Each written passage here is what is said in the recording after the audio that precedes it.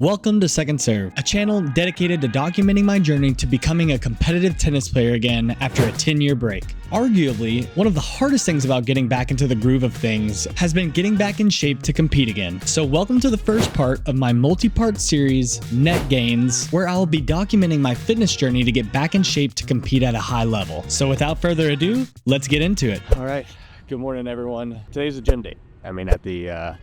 At the end of it, hopefully you can take away a few of these workouts and incorporate them into your own regimen. But as always, I'm always open to some recommendations. Roast me a little bit. I'm always open to constructive criticism. Super early where I'm at here.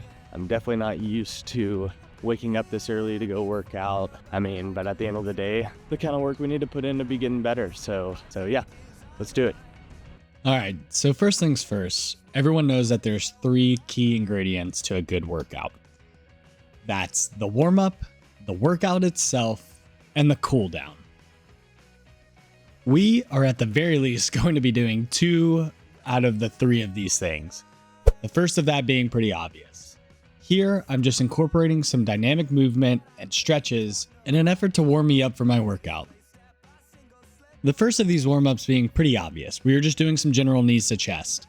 Now we get into what I can only describe as being some form of ankle raises. I'm not too entirely sure what the actual name of this is. I just know I did them a lot whenever I was playing competitively at a younger age, and I love them. It really helps to open up the hips. Now we're incorporating some lunges. This is probably one of the best stretches that I can recommend personally to help you open up the hips. You get down a lot in tennis, so doing these to keep all of these items warm is absolutely necessary. Now, we're very clearly hitting the stanky leg, but in all seriousness, I'm just rotating my ankles here. Your ankles don't get enough love in tennis, but it is imperative to keep these guys healthy, so doing this to warm up is imperative. I watched a lot of Dragon Ball Z growing up, so I love to call this stretch the Goku stretch. You would see him do these all the time before a big fight, and it's for good reason. This really helps to open up your hip as well as stretch and warm up your groin area. Can't recommend these enough. By this time, body feels good. It feels ready to move. Now we move to the treadmill to do more movement-based warm-up. So we're still in the warm-up phase here. We're starting slow with the walk, but as I start to warm up a little bit more, I like to transition into these side steps. As I'm sure you know, these are incredibly important in tennis. It's probably your primary source of movement.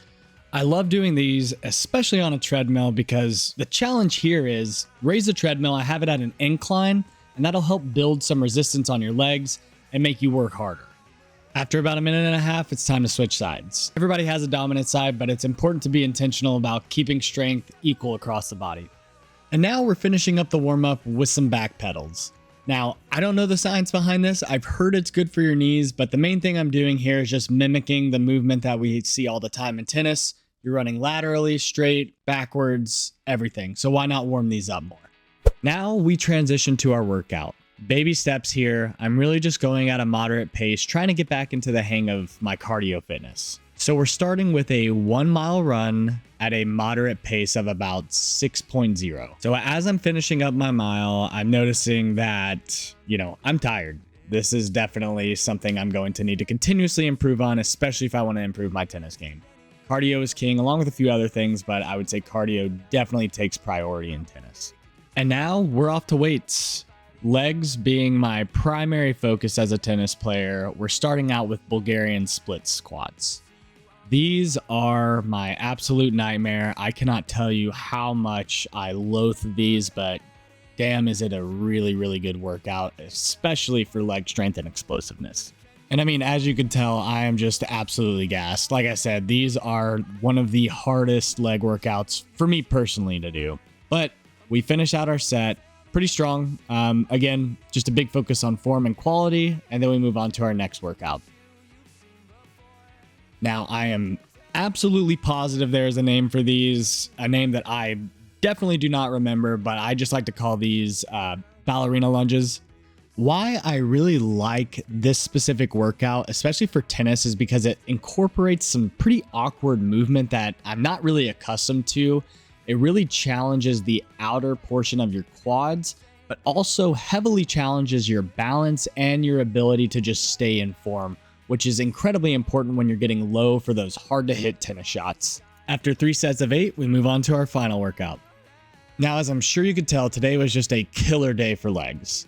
Today we're rounding things out by doing 3 sets of 30-second weighted wall sits. In this case, I'm using a medicine ball and holding it out as far as I possibly can. My focus here is to obviously challenge the legs, but also challenge my core and my stability in my shoulders and arms. Obviously, the focus of doing these is to challenge yourself, but I also think it's important to listen to your body as well. Here, my shoulders, my arms, my core were just on fire, so I bring the ball in to change my center of gravity to make it a little bit easier. But then, like I mentioned, let's challenge ourselves. When it starts getting too comfortable, move the ball back out, add some resistance, and finish out strong. At this point, we're finished with our workout, and now we go to a cool down. Here, I'm doing what's known as Poliquin steps. This helps to improve knee mobility and overall knee health. Playing competitively 10 years ago, I had some slight knee problems, but those have just been exacerbating over the years.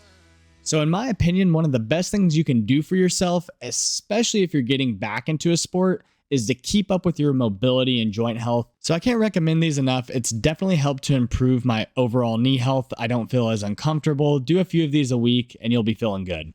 So I am absolutely cooked. Like I said, I'm totally not used to working out this early in the morning, but we have some heavy goals this year. It's just time to believe in myself a bit more and get to these goals that I really want to reach. Like I said, my hopes for this channel is to really just collaborate with you all on ways we can all be getting better. The cardio was a bit hard on me today. About halfway through, I started feeling some chest pain, so I bumped it down a bit, but I still got my mile in. I think that's what's important at the end of the day. You know, we'll work our way up. That's one of the good things about working out on a treadmill, but I think it's important to listen to your body. You know, don't push yourself too hard. One of the biggest mistakes I think I've made just getting back into the sport is thinking that I can play like I did whenever I left off. No way in hell I'm jumping back into a sport at that caliber right off the bat again, but let me know some stuff that I didn't do today that would be great to incorporate into my workout regimen to just help better condition for tennis. You'll be seeing a lot more of this in the future. See ya.